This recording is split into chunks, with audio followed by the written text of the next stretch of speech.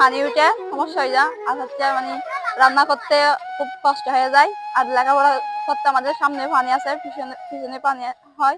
তো লেখাপড়া যাইতে, স্কুলে যাইতে, মাদ্রাসা যাইতে অনেক কষ্ট হয়ে যায়। এগুলো ঠিক করলে ভালো হবে, সুবিধা আমাদের জন্য।